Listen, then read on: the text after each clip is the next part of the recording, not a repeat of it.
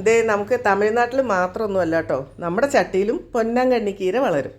ഞാൻ ഓൺലൈനായിട്ട് ഒരു തൈ മേടിച്ച് നട്ടതാണ്. ദേ ഇപ്പോൾ ഇത്രയും വളർന്ന് വന്നിട്ടുണ്ട്. 2 ചട്ടിയിലാണ് വെച്ചത്. പിന്നെ കുറച്ച് ഞാൻ താഴത്ത് വെച്ചിട്ടുണ്ട്, അത് കുറച്ചുകൂടെ നല്ല ഗ്രോത്തായിട്ട് വന്നിട്ടുണ്ട്. സ്ഥലത്തും പല തരത്തിൽ കാണാറുണ്ട് കേട്ടോ ഈ പൊന്നാങ്കണ്ണി ചീര. ഇതിനേക്കാൾ ചെറിയ ഇലയായിട്ട് കാണാറുണ്ട്. ഇതൊരു റെഡും ഗ്രീനും ആയിട്ടുള്ള നിറമാണ് ഇലയ്ക്ക് വന്നിട്ടുള്ളത്. ഇത് വെച്ച് കഴിച്ചാൽ നല്ല ടേസ്റ്റാണ്. ഇതിൻ്റെ ഗുണങ്ങൾ പിന്നെ ഞാൻ പറയണ്ടല്ലോ, എല്ലാവർക്കും അറിയാം. പൊന്നാങ്കണ്ണിക്കീര നമ്മുടെ കണ്ണിനൊക്കെ വളരെ നല്ലതാണ്, ഷുഗറിനും എല്ലാം നല്ലതാണ്.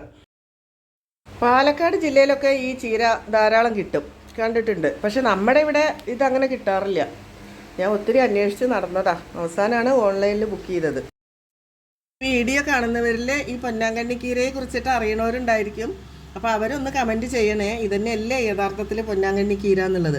ഞാൻ ഇതിൻ്റെ വേറൊരു വെറൈറ്റിയാണ് കണ്ടിട്ടുള്ളത്, തമിഴ്നാട്ടിൽ നിന്ന് കണ്ടതാണ്, കഴിച്ചതാണ്. പക്ഷെ അത് വേറൊരു വെറൈറ്റി ആയിരുന്നു. ഇത് കുറച്ചും കൂടെ വലിയ ഇലയാണ്. അപ്പോൾ എല്ലാവരും വീഡിയോ കണ്ട അഭിപ്രായം പറയണം. അപ്പോൾ എൻ്റെ ഈ കൊച്ചു വീഡിയോ ഇവിടെ അവസാനിക്കുകയാണ്. ബായ്.